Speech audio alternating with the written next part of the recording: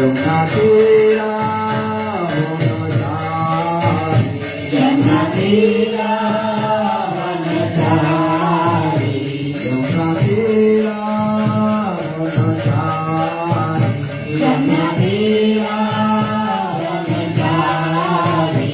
हरे कृष्णा कृष्णा कृष्णा हरे हरे, हरे राम राम राम हरे हरे। हरे कृष्णा कृष्णा कृष्णा हरे हरे, हरे राम राम राम हरे हरे।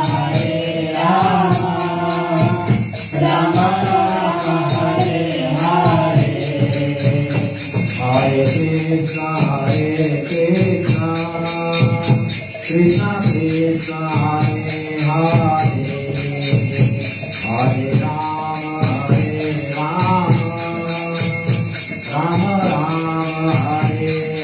हरे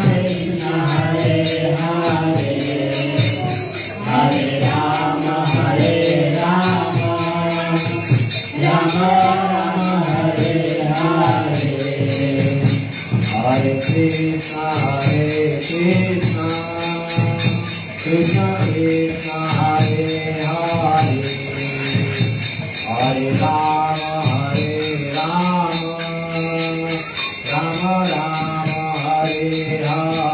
कृष्णा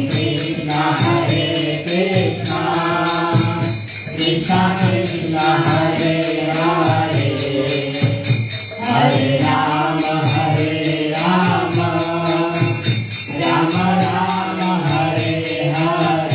हरे हरे। हरे कृष्णा कृष्णा कृष्णा कृष्णा हरे हरे, हरे राम राम राम हरे हरे। हरे कृष्णा कृष्णा कृष्णा हरे हरे, हरे राम राम राम हरे हरे। हरे कृष्णा कृष्णा कृष्णा हरे हरे, हरे राम राम राम हरे हरे। हरे कृष्णा कृष्णा कृष्णा हरे हरे, हरे राम राम राम हरे हरे। हरे कृष्णा कृष्णा कृष्णा हरे हरे, हरे राम राम राम हरे हरे। हरे कृष्णा कृष्णा कृष्णा हरे हरे, हरे राम राम राम हरे हरे। हरे कृष्णा कृष्णा कृष्णा हरे हरे, हरे राम राम हरे हरे। हरे कृष्णा कृष्णा कृष्णा हरे हरे, हरे राम राम हरे हरे। हरे कृष्णा कृष्णा कृष्णा हरे हरे, हरे राम राम हरे हरे। जय राधा बिहारी राधा बिहारी राधे, जय राधा बिहारी राधा बिहारी राधे। जय राधा गोपीनाथ राधा गोपीनाथ राधे, जय राधा गोपीनाथ राधा गोपीनाथ राधे। जय राधा गिरिधारी राधा गिरिधारी राधे, जय राधा गिरिधारी राधा गिरिधारी राधे। जय राधा मदन मोहन राधा मदन मोहन राधे, जय राधा मदन मोहन राधा मदन मोहन राधे। जय राधा पंडरीनाथ राधा पंडरीनाथ राधे, जय राधा पंडरीनाथ राधा पंडरीनाथ राधे। जय राधा श्याम सुंदर राधा श्याम सुंदर राधे, जय राधा श्याम सुंदर राधा श्याम सुंदर राधे। जय राधा भक्ति हरि राधा भक्ति हरि राधे, जय राधा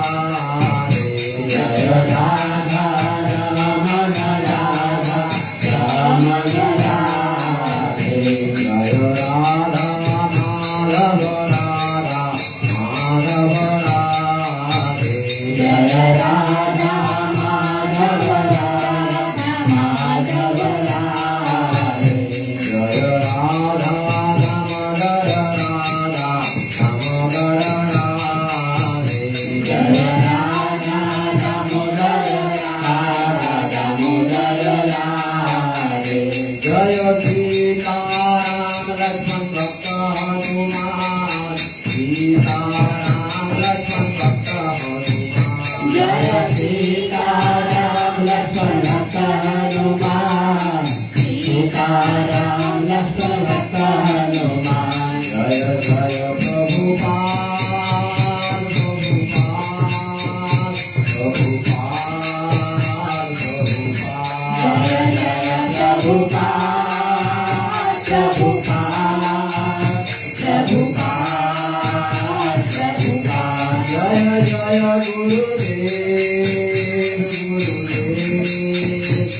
गुरुदेव भगवता जय जय गुरुदेव गुरुदेव गुरुदेव भगवता जय हरि बोल हरि बोल हरि बोल हरि बोल निताय हरि बोल हरि बोल हरि बोल हरि बोल निताय गौर हरि प्रेम हरि हरि बोल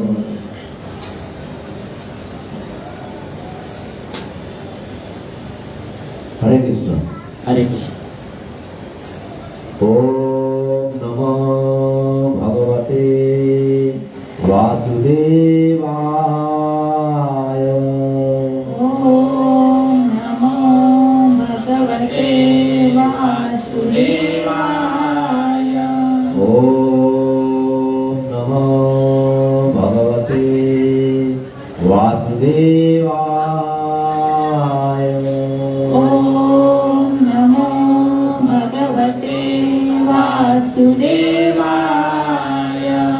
ओम नमो भगवते वासुदेवाय ओम नमो भगवते वासुदेवाय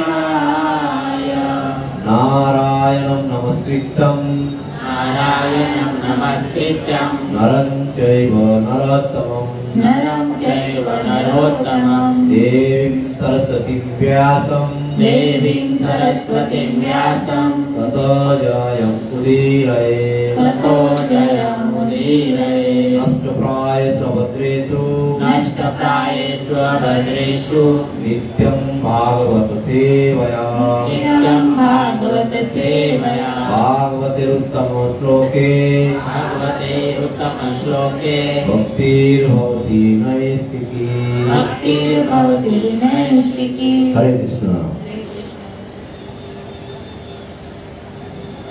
तो आज शनिवार का साप्ताहिक कार्यक्रम नालासोपारा स्कूल द्वारा प्रायोजित उपस्थित सभी भक्तों का मैं शांतिमय मुकुंद दास आपका स्वागत करता हूँ। तो गुरुवार दिन मेरा वरिष्ठ गुरु भाई अजय विजय दास का आदेश आया कि प्रभु जी इस शनिवार का कथा आपको करनी है। मैं बोला जगन्नाथ जी का कृपा है तो करूँगा, तो मैं हाँ बोल। तो उनका फिर से मैसेज आया कि तुलसी बाबा का जो उत्सव है बहुत नजदीक है, तो आप तुलसी विवाह के बारे में कथा कहिए। तो मैं प्रयास करूंगा। तुलसी का महत्व जो है मैं जैसा मेरा पात्रता नहीं है कोई तरह से बोला जाए। अभी जगन्नाथ जी बलदेव सुभद्रा मैया की कृपा, हमारा शिक्षा गुरु का कृपा और गुरु महाराज का कृपा और आप सभी का आशीर्वाद से तुलसी मैया के बारे में थोड़ा बहुत गुणगान करने का प्रयास करो। तो तुलसी मैया का सभी लोग प्रणाम करेंगे। वृंदाय तुलसी देव्याय प्रियाय केशवत्त च कृष्ण भक्ति पदे देवी सत्यवते नमो नमः। विद्याय तुलसी देव्याय प्रियाय केशवस्य च कृष्ण भक्ति प्रदे देवी सत्यवते नमो नमः। वृंदाय तुलसी देव्याय प्रियाय केशवत्त च कृष्ण भक्ति पदे देवी सत्यवते नमो नमः। वृंदाय तुलसी देव्याय प्रियाय केशवस्य च कृष्ण भक्ति प्रदे देवी सत्यवते नमो नमः।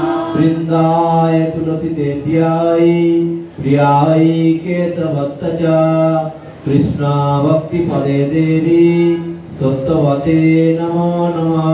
वृंदाय तुलसी देव्याय प्रियाय केशवस्य च कृष्ण भक्ति प्रदे देवी सत्यवते नमो नमः।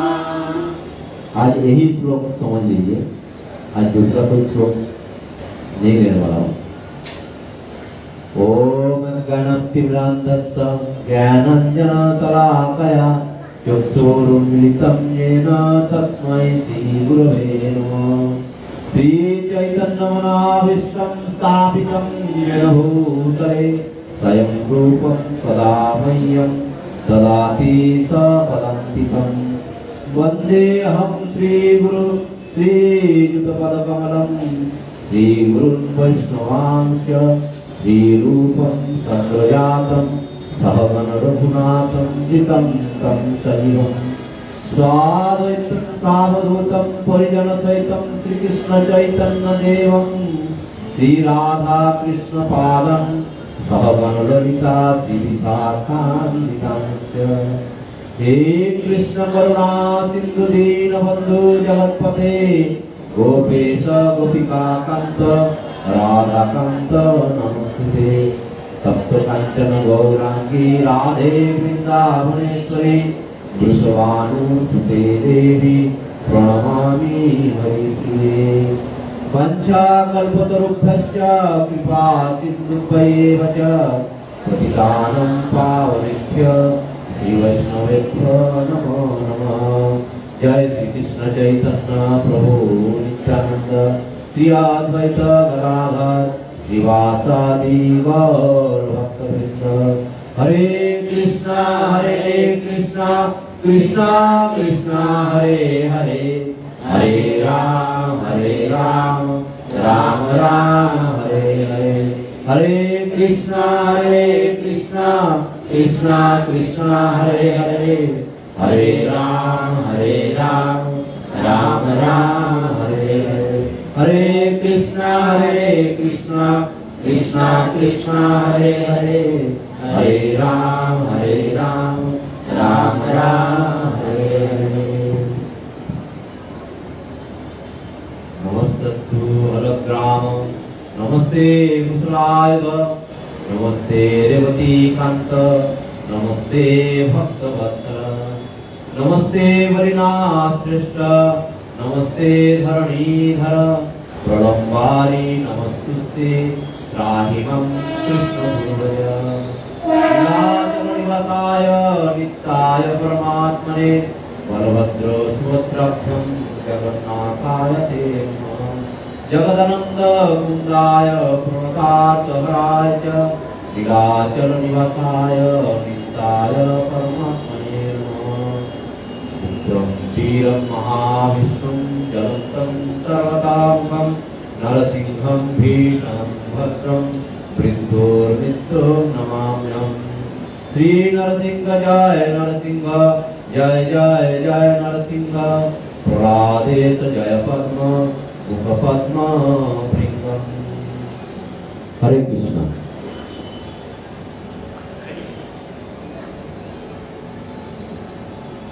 तो तुलसी महारानी वैष्णव का जीवन में एक अभिन्न अंग है, जो भक्ति पथ में अग्रसर है। उनके सामने तुलसी महारानी का महत्व बहुत विशाल है, बहुत विशाल। इसका वर्णन करना बहुत कठिन है। भक्ति मार्ग में चलने वाले लोग तुलसी माता को बहुत ऊंचे स्थान में रखते हैं। और हमारा सनातन धर्म के जितने अनुयायी है, प्राय सभी का आंगन में तुलसी महारानी का स्थान है। और सनातन में जन्म से लेकर और मृत्यु तक उसमें भी तुलसी महारानी का बहुत महत्व है। और भक्त लोगों के लिए तो कहना ही क्या है, बिना तुलसी का तो भगवान का सेवा ही नहीं होती।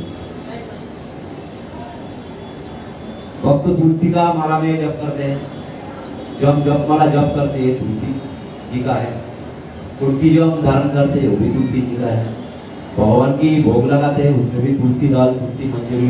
बिना तुलसी दाल, तुलसी मंजरी का तो भगवान भोग स्वीकार नहीं करते। ये सब प्रथा क्यों हो गया, कैसा हुआ ये प्रथा शुरुआत,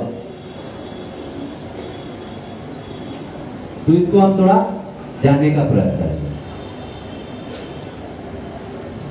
तो तुलसी महारानी जो है वो साक्षात लक्ष्मी का अवतार है, ऐसा शास्त्रों कहते हैं। शास्त्रों में कहा गया है कि लक्ष्मी जी का दूसरा तीसरा अवतार है, तीसरी अवतार। पहली अवतार गीता, तीसरी अवतार जो है वो तुलसी महारानी। तो तुलसी महारानी क्यों आई है, इसलिए लक्ष्मी जी को अवतार लेना पड़ा। एक बार भगवान और लक्ष्मी महारानी दोनों मिलके पृथ्वी भ्रमण कर दी।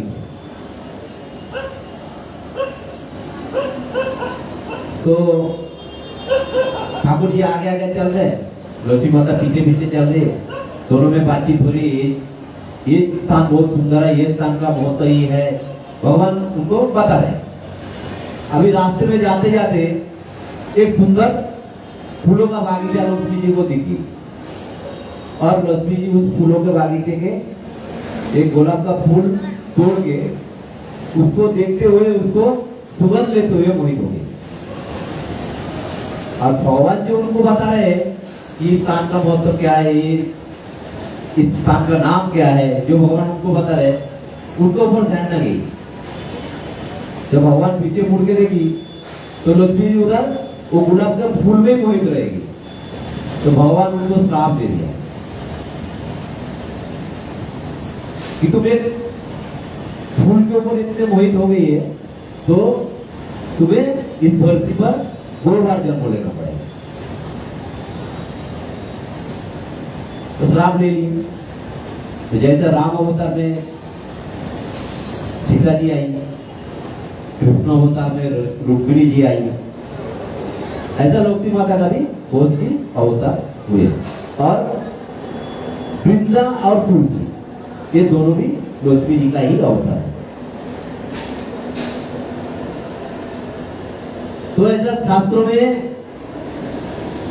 पुराणों में, जैसा विष्णु पुराण में, गौड़ पुराण में, बृहद नारदीय पुराण में, देवी भागवत पुराण में तुलसी जी का महत्व है कथा मिलते हैं। तो भगवान का शाप तो लक्ष्मी को लगी। फिर लक्ष्मी जी एक राक्षस कुल में जन्म ले ली। वो राक्षस कौन थे? वो राक्षस का नाम थी कालनेमी। जानते हैं कालनेमी कौन है? किसको पता है कालनेमी कौन है? किसी नहीं पता? कालनेमी रावण का मामा था, मारीच का पुत्र, रावण का मामा कालनेमी। तो उनका घर में लक्ष्मी वृंदा के रूप में, वृंदा नाम से आ गई। और है तो लक्ष्मी, भगवान के प्रति उसका अटूट श्रद्धा भक्ति है भगवान के प्रति। बिना भगवान के रूप वो नहीं रहा जाता है लक्ष्मी जी। इसके लिए भगवान जहाँ पे विराजमान होते लक्ष्मी जी वहां पे ही विराजमान होते। एक गुण तत्व है, जिसको लक्ष्मी चाहिए, जिसको लक्ष्मी चाहिए होता ना, वो ठाकुर जी को घर में बिठा दीजिए। मतलब लक्ष्मी मतलब कांचन, पैसा, ये गुण रहस्य है। जिसको लक्ष्मी प्राप्त करना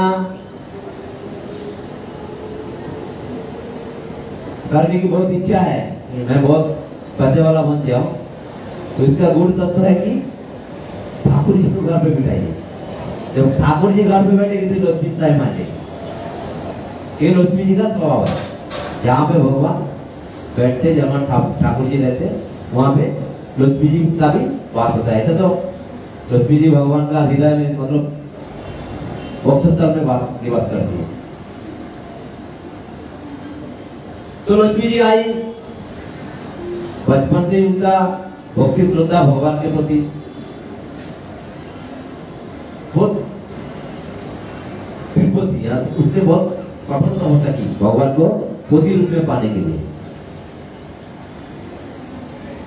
तो भगवान ने उनको एक दिन सपने में आके कहा कि तुम्हारा इस शरीर से मेरा विवाह नहीं होगा, तुम इस शरीर को जलंधर नाम के एक राक्षस राज है, उनसे तुम्हारा विवाह होगा। तो एक कथा को थोड़ा सा यहाँ पे रुका देते हैं और कालनेमी का विषय में जान लेते हैं। ये भी जानने का बहुत बड़ा विषय है। तो कालनेमी जो है वो रावण का मामा है, उसका पिताजी का नाम मारीच। तो जब सीताहरण हो गई है, रामचंद्र जी जब वानर सेना लेके लंका पहुंच गए और घमासान युद्ध शुरू हो गया, उस समय इंद्रजीत आए युद्ध क्षेत्र में और लक्ष्मण जी के साथ उनका बहुत घमासान युद्ध हुआ। और उस युद्ध में इंद्रजीत ने शक्तिशाली बाण का निक्षेप किया। उस बाण का नाम था शक्तिशाली। उस बाण को लक्ष्मण जी के ऊपर निक्षेप कर दिया, तो लक्ष्मण जी को वो बाण लगते ही लक्ष्मण जी मूर्छित हो गए और मूर्छित हो गई। तो फिर विभीषण जी फिर वैद्य सुसेन को लेके आए और सुसेन जी ने कहा कि संजीवनी बूटी के बिगाड़ लक्ष्मण जी का ये मूर्छा ले जाएगी। तो लक्ष्मण जी को संजीवनी बूटी मतलब सूर्योदय से पहले उसको उसका प्रयोग हो जाना चाहिए लक्ष्मण जी के ऊपर। सूर्योदय के बाद अगर रोज बूटी आके बूटी कुछ काम करने वाले नहीं है। अब हनुमान जी है, वायु के वेग में जाने वाले, उनको सेवा मिल गई, छलांग लगा दी। और वो किधर मिलेगी? नित्य संजीवनी बूटी हिमालय में। हिमालय में जो बद्री क्षेत्र है वहां पे द्रोण पर्वत है, उस द्रोण पर्वत में वो संजीवनी बूटी है। तो हनुमान जी ने छलांग लगा दी, वायु के वेग में जा रहे हैं। श्रीलंका से हिमालय तक बहुत लंबा रास्ता है। अगर हम ट्रेन में भी जाएगा तो 2-3 दिन लग जाएगा। और हनुमान जी का पास समय कितना था? शाम जब सूर्यास्त हो गया तब लक्ष्मण जी मूर्छित हो गई और सुबह प्रातःकाल सूर्योदय से पहले वो संजीवनी बूटी लाके लक्ष्मण जी को देना ही पड़ेगा, नहीं तो लक्ष्मण जी का मूर्छा नहीं टूटेगी। तब समझ लीजिए कि हनुमान जी किस वेग से जा रहे हैं और उतना द्रुत गति में जाने के कारण हनुमान जी को बहुत परिश्रम हो गया, बहुत फुर्सत हो गया, पसीना पसीना हो गया। अब जब हनुमान जी यहां से उड़ान भर दी तब रावण ने उस कालनेमी को भेज दिया कि हनुमान को किसी भी तरह से आप रुको, चाहे तो उसका वध कर दो, तुमसे अगर बने तो हनुमान का वध भी कर दो, अगर नहीं बने तो कम से कम उसको रुका दो कि वो बूटी लेके ना आ पाए, संजीवनी बूटी लेके ना आ पाए। तो मारिच थी, कालनेमी थी, मारिच की पुत्र मारिच भी मायावी था, ये भी मायावी है। तो उसने निर्जन जगह पे अपनी माया से एक सुंदर आश्रम की रचना की, बहुत सुंदर आश्रम की रचना कर दी और सामने बहुत विशाल एक सरोवर, शीतल जल, एकदम स्फटिक जैसा जल। और हनुमान जी ऊपर से देख के हनुमान जी को भी इच्छा हुआ कि शीतल जल में थोड़ा सा पान भी कर लूं और थोड़ा स्नान भी कर लूं, ताकि मैं जो पसीना पसीना हो गया हूँ, पूरा परिश्रांत हो गया हूँ, थोड़ी वो आराम मिल जाएगी। और उस आश्रम को देखते हनुमान जी आकाश पुष्प से नीचे उतर आए। नीचे उतर आए तो काल ने भी साधु का वेश में वहां पे बैठा था और हनुमान जी को बहुत स्वागत भगत किया, आए भगत किया, आओ आओ आओ, कौन हो आप, कहाँ जा रहे हो, सब परिचय पूछा। हनुमान जी ने बताया कि ऐसा ऐसा बात है, उधर लक्ष्मण जी को बाण लगे तो आप भी कृपा कर दीजिए, ताकि मैं संजीवनी बूटी लेकर समय पर जा सकूं। तो उसने बोला हाँ हाँ हाँ, मैं भी तुमको आशीर्वाद करता हूँ, आप थोड़ा विश्राम तो कर लो, आप बहुत पसीना पसीना हो गया हो, थोड़ा पुष्कर में जाके जल पी लो और स्नान करके आ जाओ, तब तक मैं तुम्हारा कुछ भोजन का व्यवस्था करता हूँ। हनुमान जी मान गए। फिर जैसे ही सरोवर में उतरा, हाँ उस सरोवर में एक अप्सरा थी जिसको श्राप लगे, श्राप के कारण वो मगरमच्छ के शरीर में पहुंच गया था, तो उसको मगरमच्छ का शरीर धारण करना पड़ा था और वो कालनेमी को पाता था। फिर उस मगरमच्छ को भी उस सरोवर में लाके छोड़ी कि जैसे हनुमान आए और मगरमच्छ उसको निकल जाए। तो हनुमान जी जैसे उतरे, हनुमान जी को पैर पकड़ ली और खींच के गंभीर पानी में लेके, जल में लेके गए। हनुमान जी को लेके जाने के बाद उन दोनों में घमासान लड़ाई, युद्ध शुरू हो गई। युद्ध शुरू हो गई तो इधर काल ने भी साधु वेश में जो किनारे से बैठ बैठ के देख रहा है और बहुत आनंद ले रहा है, आज तो गया हनुमान, हनुमान तो गयो, मेरा काम पूर्ण हो गया। अभी रावण को कोई जीत से, राम का युद्ध रावण को जीतने से कोई नहीं रोक सकता है। अभी लक्ष्मण का मृत्यु हो जाएगी तो फिर राम जी क्या लड़ने जाएंगे, तो वो तो शोक में आ जाएगी। ऐसा ही सीता हरण हो जाने के कारण वो बहुत शोक में है, बहुत खुशी मना रहा था। तो मगरमच्छ के साथ ठहरे तो हनुमान जी का शक्ति के साथ मगरमच्छ कुछ देर लड़ाई किया, फिर थके हारे हनुमान जी उनको वध कर दी। जैसा हनुमान जी उनको वध कर दी, उनका शरीर से एक सुंदर अप्सरा बाहर आई और हनुमान जी को बताने जा रहे हैं कि वो जो साधु देख रहे हैं ना, वो कोई साधु नहीं है, वो मायावी राक्षस है, उसका नाम कालनेमी है। बोल के वो स्वर्ग में गई। हनुमान जी समझ गए, आके तुरंत जैसे ही उसको आया भगत करने लगा ना, हनुमान जी उनको बांध दिया, 2-4 मुक्का दिया तो बस हो गया उसका बाहुलीला खत्म। और उधर से ही उसको फेंका और सीधा जाके लंका में रावण के जो सभा है ना, उसका बीच में जाके गिर कालनेमी का शरीर।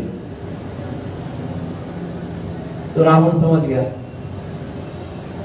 कि मैं जो काम के लिए भेजा वो काम अधूरा रह गया।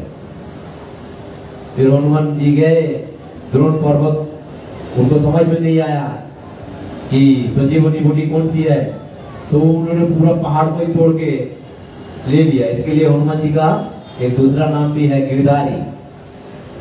हमारा ठाकुर जी का नाम भी गिरधारी है और हनुमान जी गिरधार है। हनुमान जी का एक दूसरा नाम गिरधार है। तो ये कालनेमी थी और इनका घर में लक्ष्मी जी अवतार ली वृंदा के रूप में। और फिर भगवान को प्राप्त करने के लिए वो कठोर तपस्या की। तो भगवान ने उनको अपने में बताया कि ईश्वर से तुम्हारा मेरा कोई विवाह नहीं होगा। इसका जो बाद का आपका जन्म होगा उसके साथ मेरा विवाह होगा, मैं आपको प्रतिश्रुति दे रहा हूं। फिर उनका जलंधर से शादी हो गई। और जलंधर कौन है? एक बार शिव जी को बहुत क्रोध आ गया, जिसके कारण शिव जी का जो त्रिनेत्र है ना, वो उन्मिलित हो गई। उन्मिलित हो गई तो उनसे बहुत तेज रोशनी निकली और उस रोशनी जाके समुद्र का जल में गिरी और उस तेज से एक बहुत सुंदर तेजमय एकदम बलिष्ठ बच्चा उत्पन्न हो गया।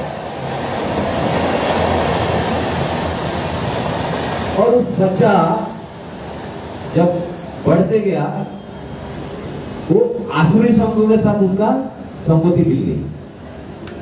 आसुरी लोगों के साथ उसका संगति हो गई, जिसके कारण है तो तेजवान शक्तिशाली शिव जी का अंश है, परंतु संगत में जो असर पड़ता है ना, फिर उसका ऊपर वो धीरे धीरे वो आसुरी प्रवृत्ति की बनती है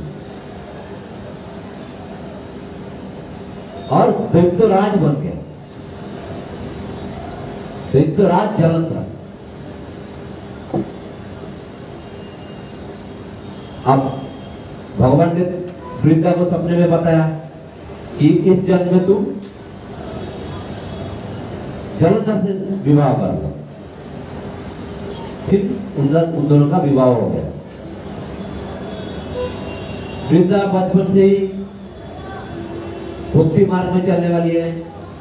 जब विवाह हो गई तो एकदम जो पतिव्रता स्त्री जो होती है ना, उसका आचरण वो करने लगी, एकदम पतिव्रता सोती साथी। तो उस सोती का जो शक्ति है ना, वो धीरे धीरे वो जलंधर में संचार होते गई। वृंदा का सोती का शक्ति दैत्यराज जलंधर में संचार होते गई। और दैत्य लोगों का स्वभाव कैसा रहता है? पर स्त्री के ऊपर नजर तो देना ही देना है।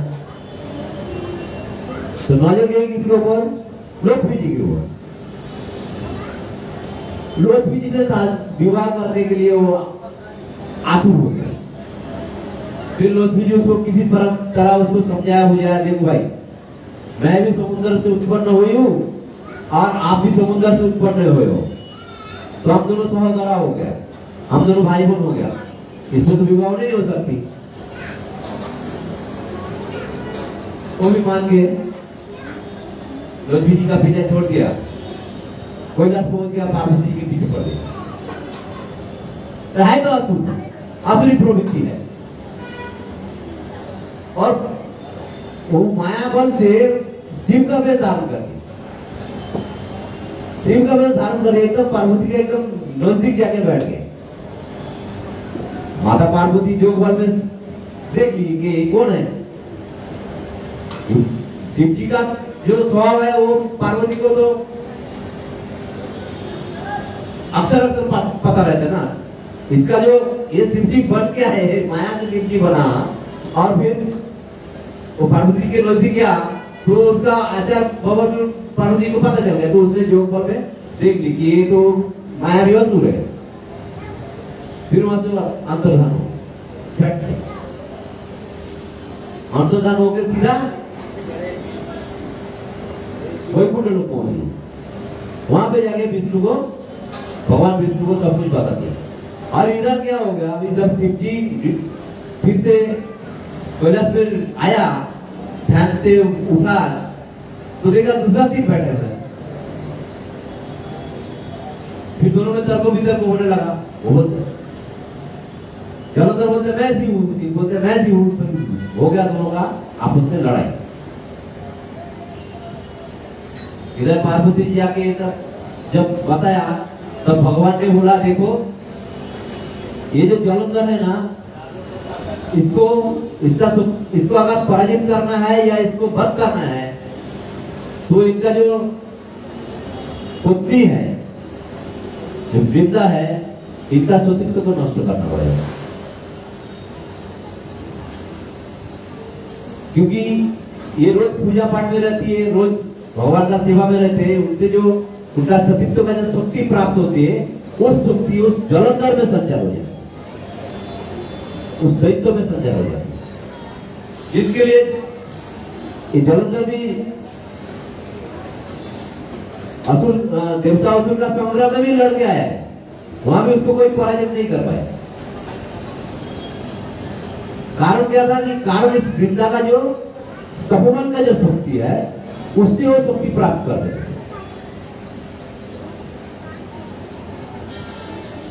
तो भगवान क्या कहने लगा कि ये मेरा बहुत बड़ा भक्त भी है,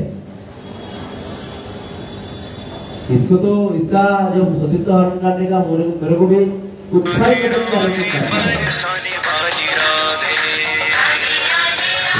क्या किया।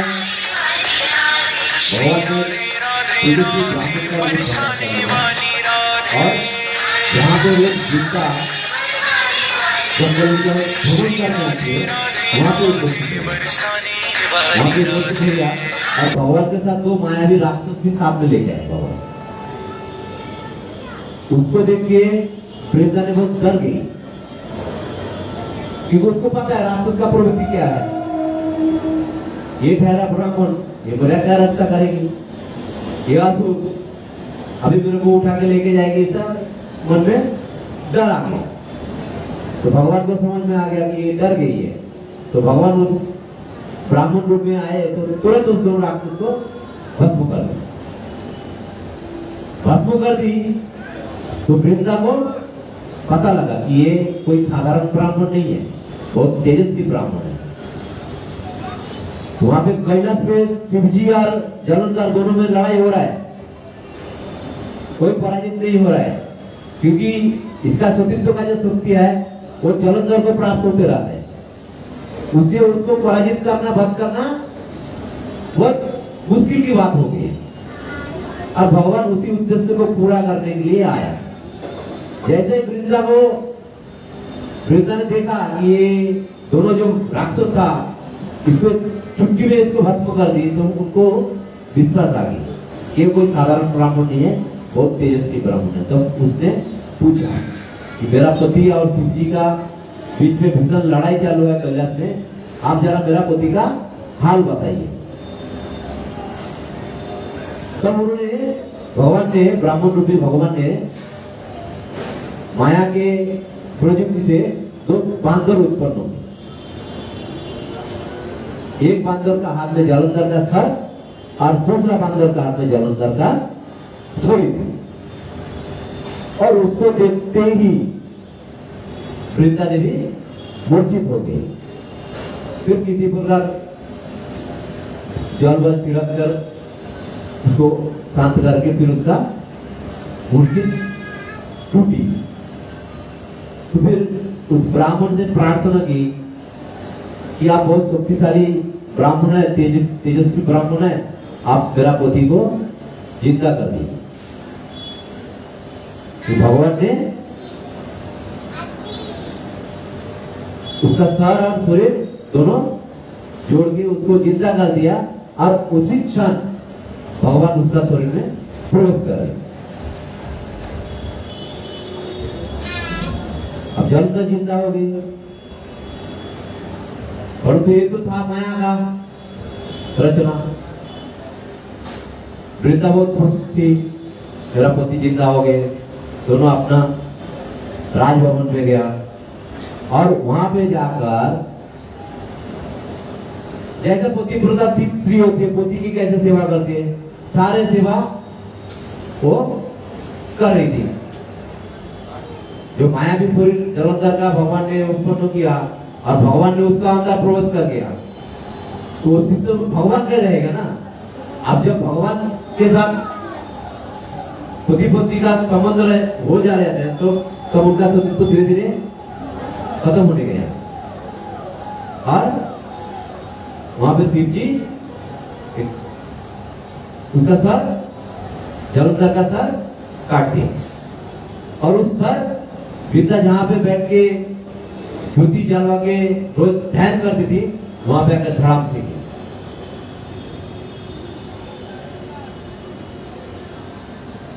फिर उसको पता लग गया कि मेरे से छल हो गया। स्त्री थी तो उसका भी जोग बल था, तो उसने देखा ये तो मेरा पति नहीं है, ये तो मायावी, इसका अंदर भगवान स्वयं बैठे हैं। बहुत सूचना हुई और बहुत क्रोध भी आई, भगवान को श्राप दे दी। तो हृदयहीन पात्र बन गया, हृदयहीन पात्र। बहुत बड़ी भक्त भगवान की, भगवान ने भी हाथ जोड़कर उसका स्वीकार कर ली और भगवान तुरंत पात्र बन गए। अब जब सृष्टि का पालन करता पात्र बन गए, तो सृष्टि का जो तालमेल है सब डगमगाने लगी। सब देवता लोग आया और ब्रह्मा जी आए, शिव जी, सब लोग एकत्रित हो गए, वृंदा के भवन में आए और वृंदा से सब लोग अनुरोध किया, प्रार्थना की उनसे कि आपका जैसा पति तो इस समय कोई नहीं है, तो हम सब आपसे जो आपसे छल कपट हो गया, इसके लिए आप क्षमा प्रार्थी है। आप भगवान को फिर से अपना स्थिति में ले आइए, उनको साप से मुक्त कर दीजिए। और वृंदा ने भगवान को साप से मुक्त कर दिया और उसी समय वो स्वयं को आत्मदाह करके सती बन गई। जिस जगह में वृंदा ने अपने को आत्मदाह कर ली, उस जो राख जमा हो गई थी ना, उस राख से धीरे धीरे धीरे धीरे ये पौधा उत्पन्न हो गया। जब पौधा उत्पन्न हो गया तब भगवान ने उनको आशीर्वाद दे दिया कि तुम मेरे लोत्री का ही समान हो। और याद करो, आप ध्यान में देखो कि जब मैं आपको सपने में आके बताया था कि इस शरीर से इस जन्म में तुम्हारा साथ मेरा विवाह नहीं हो सकता है, तुम्हारा जो परवर्ती जन्म होगी उसमें मैं तुमको विवाह करूंगा, ये प्रतिश्रुति मैंने तुमको दिया था। तो ये वृंदा का शरीर से ये जो पौधा आया, इसका नाम आज से तुलसी होगी। और फिर उसी शालिग्राम से उस तुलसी का सारे देव देवता मिलके शादी रच गया। तो उससे उस दिन से आज भी वैष्णव तथा सनातनी लोग ये तुलसी विवाह का अनुष्ठान जो उत्सव है उसको मनाते आ रहे हैं। ये है तुलसी विवाह का अनुष्ठान। अब जब शालिग्राम भगवान बन गए, देखिए कोई भी ऋषि मुनि या भगवान कोई भी देवी देवता अगर किसी को श्राप देते हैं ना, ये आगे का जो लीला होती है, लीला भगवान का उनका सहायता करने के लिए होती है। जैसे नारद जी ने कुबेर पुत्रों को श्राप दे दिया, वृक्ष बन जाओ, क्योंकि भगवान का लीला होने वाला था, जमला अर्जुन का दामोदर लीला।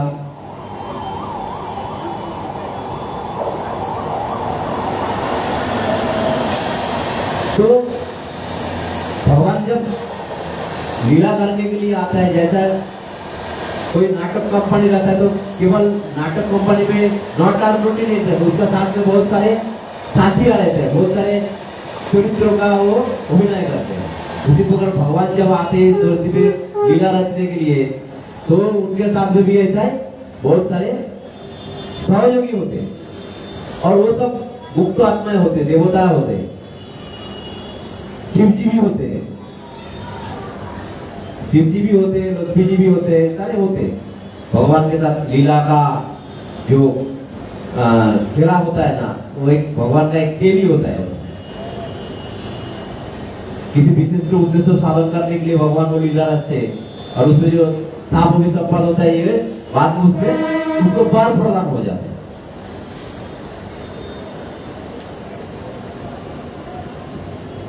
तो जो शालिग्राम शिला, वो शालिग्राम शिला भगवान स्वयं विराजमान होते हैं। शालिग्राम शिला को प्रतिष्ठा करने का प्रयोजन नहीं पड़ता है, उनको प्राण प्रतिष्ठा करने का आवश्यकता नहीं रहती। और उस शालिग्राम शिला हुआ है ना, जो शालिग्राम शिला बन जाते हैं ना, उसको वज्र की दंशन करते हैं। वज्र की उसको काट के उसका अंदर जाके वो रह जाते हैं, निवास करते हैं और उसमें चक्र जैसे ऐसा निशान बना देते हैं। अभी समझ लीजिए वो कीड़ा कितना ताकतवर होगा, ये पत्थर को काट के अंदर घुस जाके फिर उसका कीड़ा मतलब चक्र जो शालिग्राम शिला होगा ना, उसमें चक्र रहेगा। बहुत सारे शालिग्राम जितना 10 अवतार है ना, 10 अवतार का नाम पे शालिग्राम रहते हैं और सब आकार उसका भिन्न भिन्न रहता है, उसमें सांकेतिक चिन्ह भी भिन्न भिन्न रहते हैं। जो अच्छे पहचान वाले लोग रहते हैं उनको पहचानते हैं, एक कौन सा नरसिंह का होता है, कौन सा मत्स्य का होता है, कौन सा कूर्म का होता है, कौन सा राम का होता है, कौन सा कृष्ण का होता है। ये शालिग्राम का भी बहुत सारे भेद है। ये शालिग्राम मिलते कहाँ थे?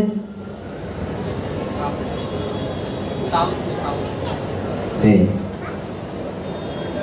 बोलिए माता जी। हाँ, नेपाल में गंडकी नदी है, वो काली नदी और त्रिशूल नदी दोनों हिमालय से निकलते हैं और जब दोनों एक हो जाते हैं तो उसको गंडकी कहा जाता है। नेपाल में वो विष्णु का जो तीर्थ स्थान है, क्या है? मुक्तेश्वर धाम, जहाँ पे बहुत सारे ऐसा प्राकृतिक पानी के धाराएं बहते हैं और सब लोग उसका नीचे से स्नान करते हुए परिक्रमा करते हैं। तो एक कुंड है वहां पे, उस कुंड का नाम मैं भूल गया हूँ। तो वो मुक्तेश्वर धाम जो है, वहां पे से जो पत्थर, वो पत्थर बोला तो कैसे पत्थर होता है? वो कष्टी पत्थर होता है। कष्टी पत्थर समझते किसको बोलता है? जिसके ऊपर सोने को घिसेगा ना तो सोना अंदर घुस जाता है और उसके ऊपर खाली एक सोना का पतला सा एक रेखा जैसा रह जाता है। हाँ, वो काले काले भूरे काले रंग भी होते हैं और गाढ़ा नील रंग का भी होता है, मतलब थोड़ा सा ग्रे कलर के काले होते हैं और एकदम चटकदार जो एकदम डार्क ब्लू होता है ना, एकदम गाढ़ा ब्लू, वो आभा ऐसा रहता है।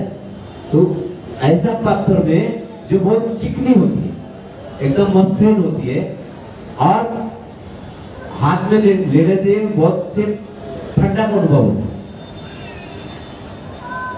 है। ऐसा पत्थर को जब वो वज्र की दंशन कर देते हैं और उसका अंदर रह के या उसका अंदर या बाहर उससे चक्रों का रूप बना देते हैं, वो शालिग्राम बनता है।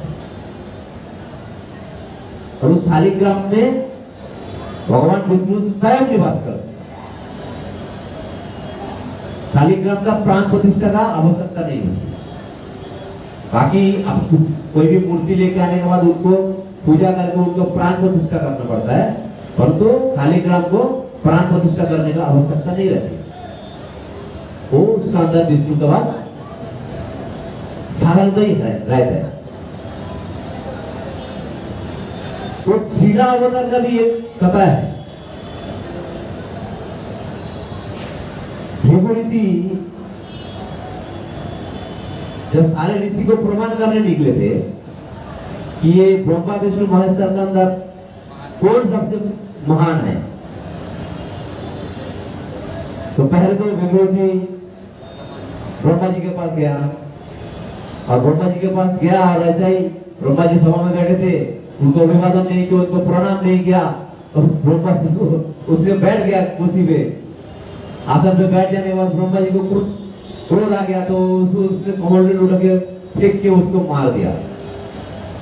तो सारे ऋषि उनके साथ में जो भृगु ऋषि के साथ गया था तो उनको बोला देखो ये तो नहीं है, ये तीनों में से महान नहीं है, इसका अंदर रजोगुण भरा हुआ है। फिर गया कोयलस में जाके शिव जी को बोल रहे हैं कि आप तो देवादिदेव हो, परंतु आप लगते नहीं हो, आप देवादिदेव हो। आप सारे देवता का देव हो, परंतु आपको देख के नहीं लगता कि आप देवों का देव हो। देखो ये आप सांप गले में लगा हुआ है, बाघ का चर्म आप धारण किए हो और अंगों में पूरा शमशान का विभूति लगा के बैठे हो, खुला में रहते हो, कहाँ सर्दी कहाँ वर्षा कहाँ ग्रीष्म सब में आप खुले में बैठे रहते हो। और देवराज इंद्र को देखो उनको, आप देवादी देव हो, देवों का राज है, उसका ठाट बात देखो, उनका संगी साथी देखो कैसा, तो बड़े बड़े देवता है और आप किसको पालते हो? भूत प्रेत पिशाच इन सबको ऐसा नहीं चलेगा। विभूति कहने के ऐसा नहीं चलेगा, आपको भी अच्छे अच्छे संगी साथी परिवार आपको बनाना पड़ेगा। शिव जी कह रहे हैं नहीं मैं इसमें बहुत अच्छे रहता हूँ, मैं इसमें खुश हूँ, नहीं आपको करना ही पड़ेगा। आपका जो संगी साथी हो बहुत अच्छा होना चाहिए, ये भूत पेट नहीं होना चाहिए, ये बिच्छू भूत पेट सांप ये सब नहीं होना चाहिए। आपको अच्छा नहीं लगता, अब थोड़ा अच्छा होना। ऐसा करते करते शिव जी को क्रोध दिला देगा। शिव जी भी त्रिशूल उसका पीछे भागा, ये भी नहीं। फिर गया वैकुंठ, शिव सागर का किनारे पे जाके भगवान का जो भारत बहुत भगवान का स्तुति किया सारे ऋषि मिलके, तो भगवान योग निद्रा में सोया तो आवाज ही नहीं दिया, कुछ आवाज भी नहीं दिया, उठा भी नहीं है और आया ही नहीं है। तो भृगु को आया क्रोध, जाके भगवान के छाती में एक लात मार दिया,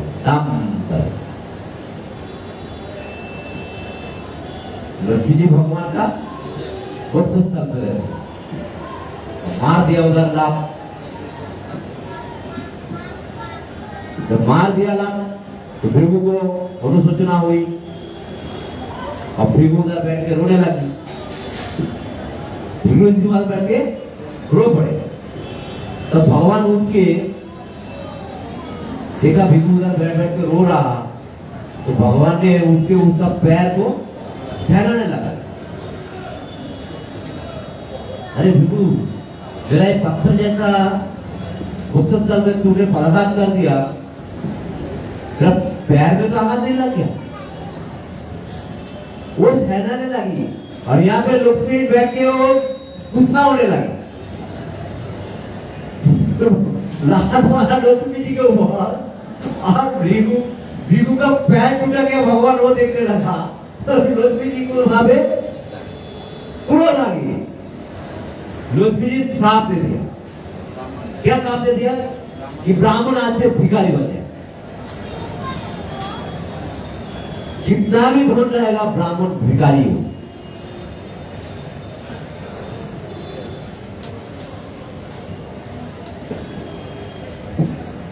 हरे कृष्णा कृष्णा कृष्णा हरे हरे, हरे राम राम राम हरे हरे।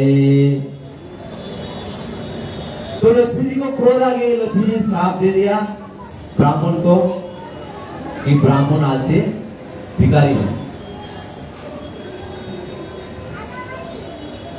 परंतु भगवान क्या बोल रहे हैं? भगवान को जब हम प्रणाम करते क्या बोलते हैं? नमो ब्राह्मण देवाय गो ब्राह्मण हिताय जगत हिताय कृष्णाय गोविंदाय नमो नमः। वो ब्राह्मण का हितकारी।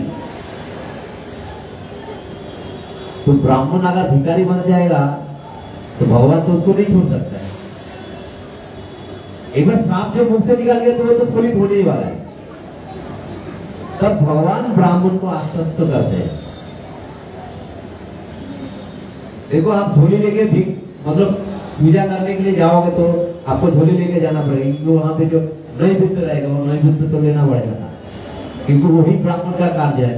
ब्राह्मण कहीं भी जाके पूजा पाठ करेगा, वहां पे से जो नैवेद्य और दान वगैरह मिलते हैं वही ब्राह्मण का जीवन धारण का आश्रय है।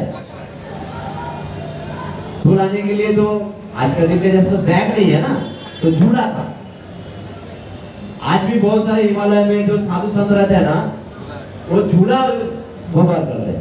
मैं अभी केदारनाथ बद्रीनाथ में गया ना, वहां पे जो भी साधु संत है ना, वो सब झूले में रखते हैं। अभी केदारनाथ में आरती हुआ तो एक साधु आया और आरती थाली लेके आया, तो मैंने उसमें कुछ दान दिया, आरती लिया, तो उसने झोला से मेरे को 2 रुद्राक्ष निकाल के दे दिया। तो उन लोग बैग व्यवहार नहीं करते, उन लोग झूला व्यवहार करते, जो भगवा कपड़ा का होता है, तो चारों को उनको एक साथ बांध दिया और कांधे में टंगा लिया, झूला वाला। तो उस जमाने में तो बैग तो बनता नहीं था। उस जमाने में तो हमारे सनातनी में जो सिलाई किया कपड़ा ही पहनना अशुद्ध मानी जाती है। जो सिलाई किया हो जाता ना वो कपड़ा ही अशुद्ध मानी जाता, बिना सिलाई के कपड़े पहना जाता। कोई हमारे में धोती साड़ी का व्यवहार है कि ऐसा मत सोचिए कि हम आज जो लोगों के पास इतना बुद्धि नहीं था कि हम कपड़ा आज के वो कुर्ता पंजाबी पाजामा सब ये नहीं बना सका। ये कोई बाहर से आकर मतलब उनको शुद्ध नहीं माना गया। इसके लिए हमारे में धोती और साड़ी का व्यवहार है बिना सिलाई का। तो जब श्राप ला के अब ब्राह्मण भिखारी बनने वाला है, तब भगवान उनको, जब भगवान ब्राह्मण का हितकारी है तो उनको आश्वस्त करते हैं। देखो ब्राह्मण कितना भी भिखारी बन जाएगा, मैं साथ छोड़ने वाला नहीं हूं। मैं ब्राह्मण का हितकारी हूं, मैं ब्राह्मण को कभी साथ छोड़ने वाला नहीं हूं। तो वो जो शालिग्राम शिला है, जो अच्छे कुलीन ब्राह्मण होते हैं, मतलब कोई पुरुष से उन लोगों का घर में पूजा पाठ योग आदि कराते हैं ना, उनका घर में शालिग्राम होते हैं। और उसी शालिग्राम को लेके जाके कोई भी पूजा में बिना शालिग्राम का पूजा संपन्न नहीं होती है। जिनके पास, जिस ब्राह्मण के पास शालिग्राम नहीं होते, आप ध्यान रखिए, वो लाडू गोपाल का या भगवान कृष्ण का मूर्ति लेके जाते हैं। जो मूर्ति स्थापना की जाती है, उनका सामने जो कलश रखा जाता है, उनका सामने या तो शालिग्राम या तो भगवान कृष्ण का या लाडू गोपाल का मूर्ति रख के पूजा किया जाता है, क्योंकि भगवान सारे जगहों का भक्त है। भक्ताराम जगत सर्वलोक महेश्वर, भक्ताराम जगत तपसा सर्वलोक महेश्वर। तो सारे जगहों का जो भक्ता मैं हूँ, तो इसके लिए कोई भी पूजा होती है देवी देवता का होता है। जैसे अभी बहुत बड़ा पूरा हमारा नवरात्रि का उत्सव गया, हाँ, फिर दिवाली का जो उत्सव गया, इसमें जो भी पूजन होती है ना, कोई भी पूजन में भगवान को ही पूजा जाता है। बहुत सारे लोगों का घर में शालिग्राम होते हैं, शालिग्राम प्राप्त कैसे किया जाए? शालिग्राम प्राप्त करने का आप खरीद कर लेके आओगे ना, तो उतना शुद्ध नहीं माना जाता है। शालिग्राम को खरीद कर किसी ब्राह्मण को या किसी संत को वो दान में दे देना चाहिए, और फिर से उस शालिग्राम को दान के रूप में प्राप्त कर लेना, तब शालिग्राम शुद्ध होगी।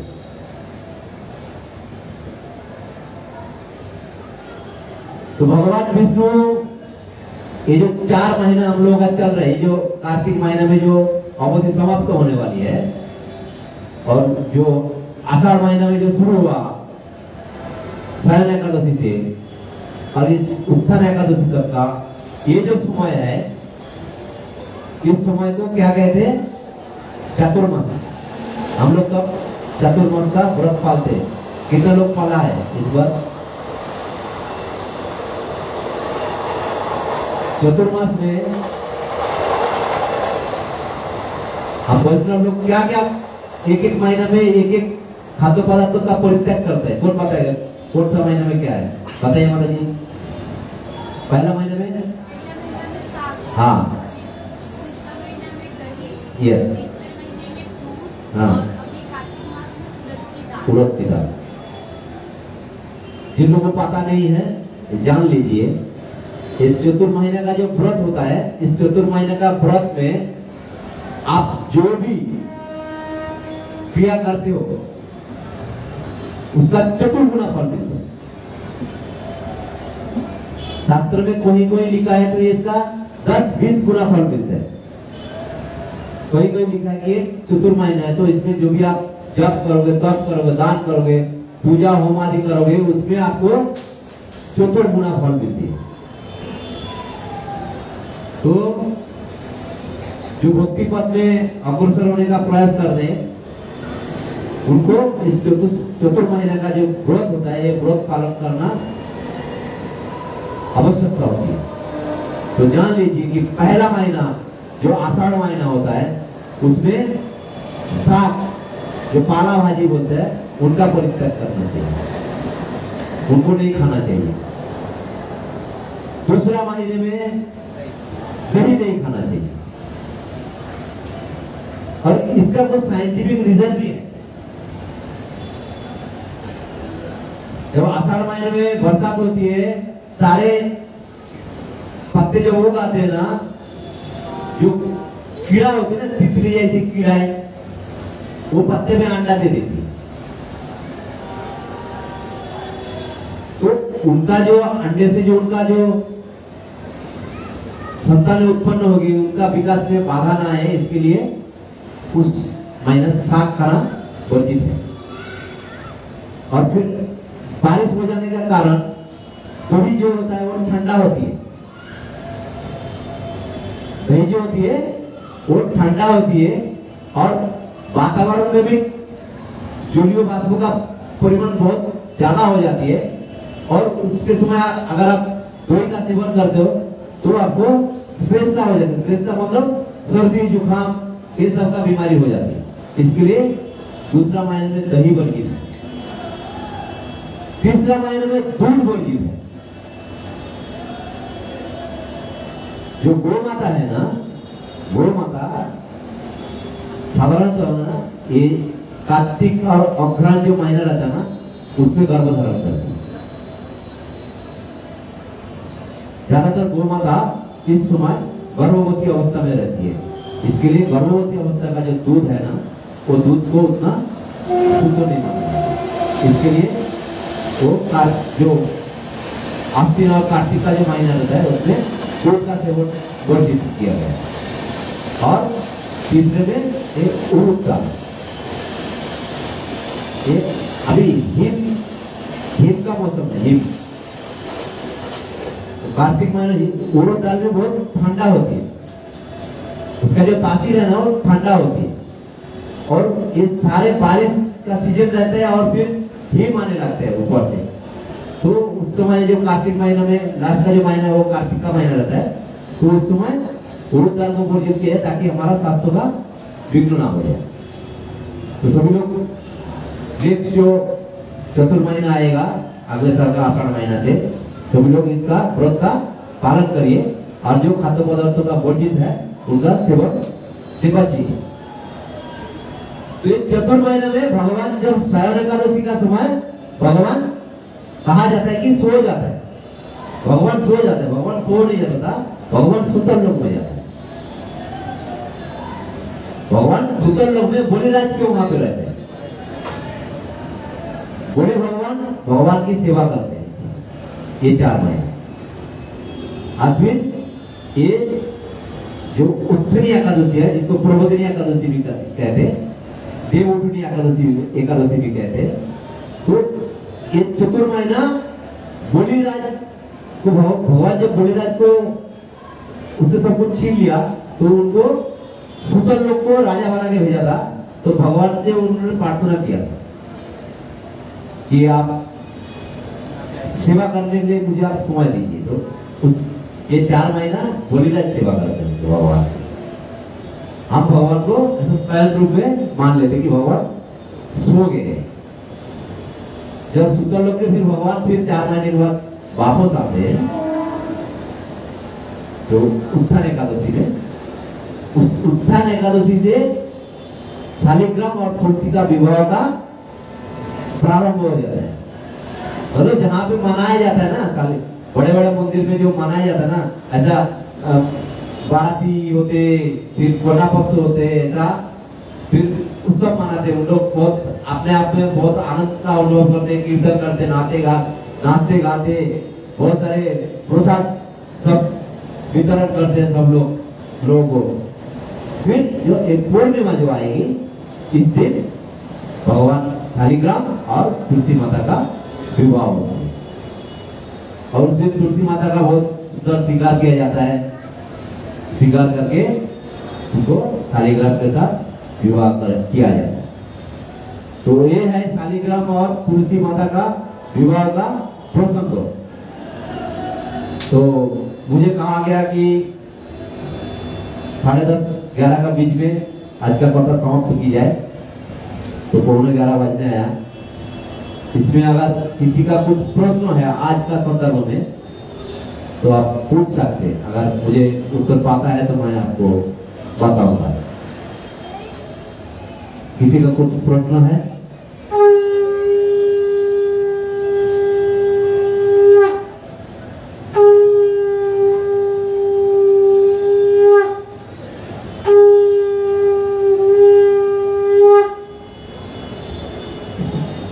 किसी का कोई प्रश्न नहीं है?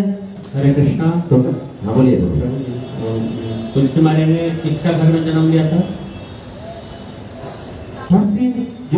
तुलसी का जन्म हुआ ना, वो वृंदा का मृत्यु होने के बाद जो भस्म वहां पे जमा हो गया ना। तुलसी का किसका घर में जन्म हुआ था? मनीषी का पास।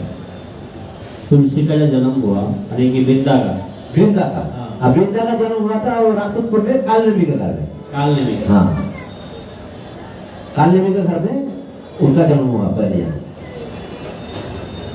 अभी ये जालंधर जो है ना, जालंधर का नाम पे एक जालंधर शहर भी है पंजाब प्रांत में। और जिस स्थान पे तुलसी देवी का गाँव हो गया था ना, उस जगह पे तुलसी महाराज का मंदिर आज भी है। तो जालंधर से सहारनपुर जाने के लिए जो रास्ता है ना, उसी मार्ग पे वहां पे तुलसी माता का मंदिर भी है, बहुत विख्यात मंदिर है। ऐसा भी कहा जाता है वहां से गुफा भी है, जो गुफा हरिद्वार को आती है, ऐसा कहा जाता है। अभी पता नहीं है, मैं तो कभी गया नहीं वहां पे। ऐसा कहावत है। जैसा लोग बाग को प्रभाव होता है ना कि यहाँ से ये जो गुफा है ये हरिद्वार तक पहुँचते हैं। जैसे अपना बताएगा जो शिव मंदिर है ना इधर निर्मल में, वो कहा जाता है कि यहाँ से बताई कोर्ट तक एक सुरंग रास्ता है, ऐसा उधर का लोग कहते हैं, पता नहीं है क्या है वो भी है। तो वहाँ पे तुलसी माता का मंदिर भी है और जलंधर का नाम तो जलंधर शहर आज भी है। तो ये कोई ऐसा हमारे जो वेदों में जो तत्व दिया जाता है वो ऐसा भ्रांतिमूलक तत्व कुछ नहीं है। पुराणों में जो वेदों में जो तत्व है वो उनका प्रमाण भी आज भी मिलते हैं हमारे लिए। तो दामोदर आरती करेंगे। काल में जो रावण का मम्मा है, हाँ,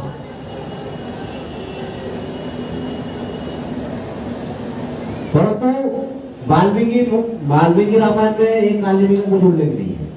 बाकी और जो सारे रामायण है हमारे भारत में, उसमें कालनेमी को रावण का मामा बताया है। बोलिए प्रभु। हरे कृष्णा। बहुत सुंदर व्याख्या किया प्रभु जी आपने। एक छोटा सा जिज्ञासा और प्रश्न है कि हम सभी लोग सनातनी धर्म का पालन करने का प्रयास करते हैं और अपने घर में तुलसी का जो पौधा है उसको लेके आके आज के दिन में बहुत अच्छा फेस्टिवल सेलिब्रेट करते हैं। तो थोड़ा सा इसमें प्रकाश डालिए कि तुलसी जी अगर आप घर में लाते हैं तो उसका सेवा किस तरह से करना चाहिए। क्या उसको केवल एक पौधा समझ के करना चाहिए, क्योंकि आजकल तुलसी मतलब एक फैशन की तरह हो गया है।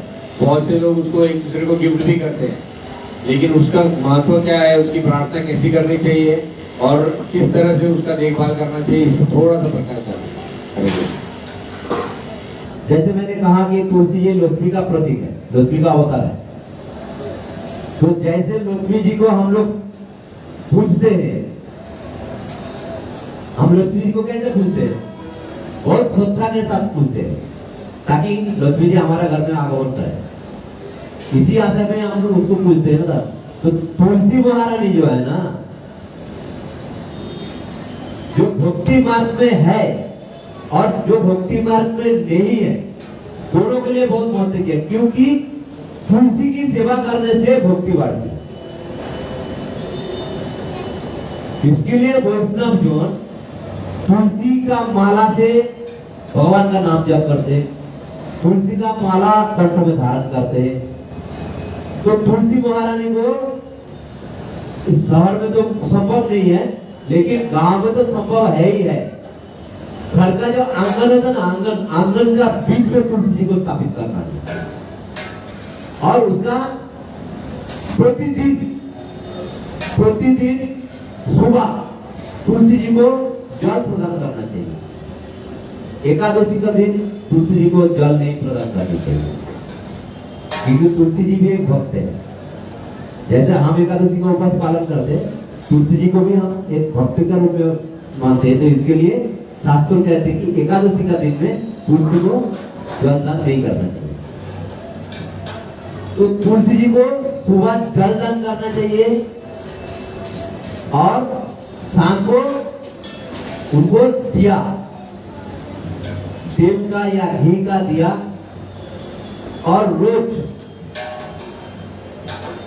उनको चुनरी, वस्त्र, कुमकुम, सिंदूर, कंगन, ये सब भेंट करनी चाहिए। तुलसी जी केवल पौधा नहीं है, आयुर्वेद में इनको बहुत उपयोगी पौधा माना गया। ये हमारे शास्त्र के लिए शास्त्रवर्धक भी है और भक्ति का तो वर्धक है ही। सारे घर में तुलसी अगर रहे और तुलसी का सेवा अगर नित्य होते रहे, तो उस घर में जो नकारात्मक ऊर्जा जो रहती है ना, नकारात्मक ऊर्जा, वो सारे ऊर्जा समाप्त हो जाती है। इसके लिए तुलसी जी का सेवा हर एक वैष्णव का घर में तो होना ही चाहिए और सारे सनातनी का घर में भी होना चाहिए। तुलसी से हमें हर रोज प्रार्थना करना चाहिए। हम लोग प्रार्थना करते हैं, तुलसी जो आरती हम गाते हैं उसमें देखिए ना, जो वरिष्ठ हमारे जो आचार्य क्या लिखे गया, যে তোমার শরণ লয়ে তার বাঞ্ছা পূর্ণ হয় কৃপা করি करो तारे वृंदावन वास है ना माता जी। तो फैशन का तौर पर यहाँ पे जितने लोग आए हैं और आपके जो पहचान का जो लोग हैं आपके रिश्तेदार लोग हैं उनको ऐसा घर पे तुलसी जी स्थापित करिए और उनकी सुंदर सेवा करिए। आप सेवा करके देखिए तो भक्ति भाव होते हैं।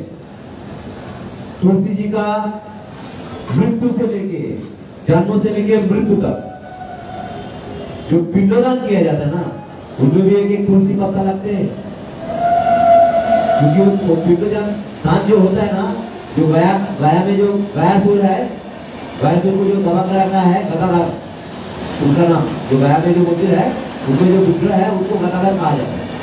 उस गदाधर को जो पिंडदान किया जाता है तो वो भगवान विष्णु ही है।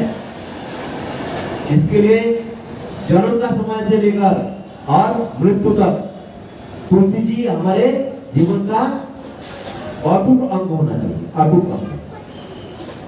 उनकी सेवा अटूट भाव से होना चाहिए। जैसे हमारे भोजन का घर में भगवान का सेवा होता है ना, उसी प्रकार तुलसी महारानी की भी सेवा होना चाहिए।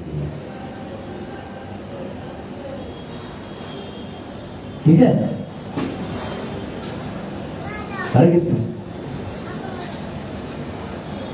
दामोदर आरती करते हैं तो कोई दिया और सब व्यवस्था करिए ना आरती के लिए।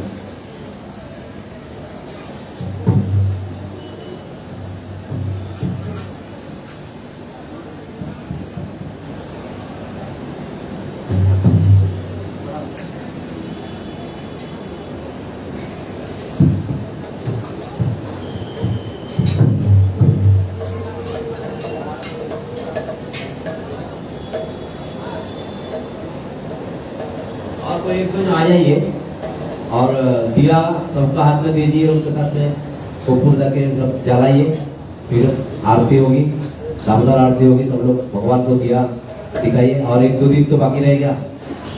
हाँ, कल एकादशी है, कल है एकादशी, रविवार को एकादशी है ना। एकादशी का दिन सब लोग उत्थान एकादशी है, भगवान का एकादशी का व्रत पालन करिए। हरे कृष्ण। सभी लोग पंखा बंद कर दीजिए।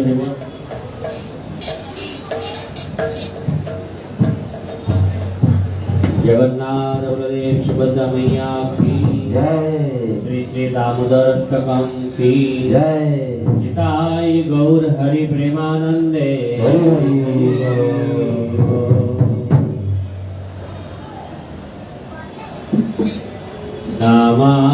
नमामीश्वरं शशिदानन्दरूपं सतकुण्डलवगोकुलेभजमानं शशिदानन्दरूपं सतकुण्डलं गोकुलेभजमानं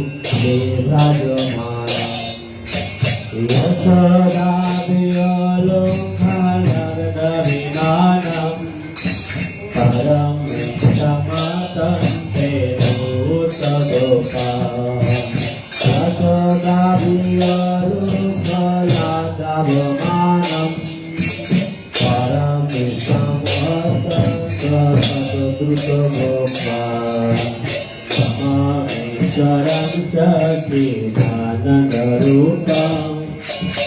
सतकुण्डलं गोकुले भजमानं समामीश्वरं सच्चिदानन्दरूपं सतकुण्डलं गोकुले भजमानं रुदन्तमहर्नेकं युग्नमुजन्तं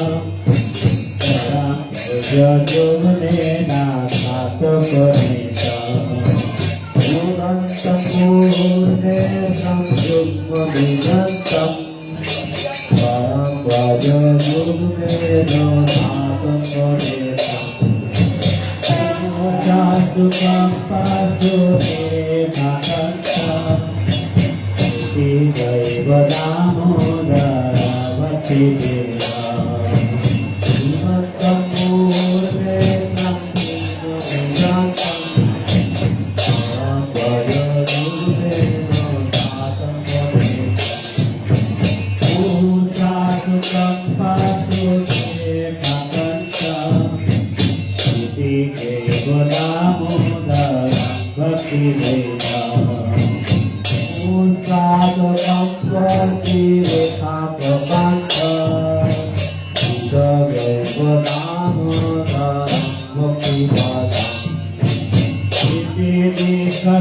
लीला आनंद पुंते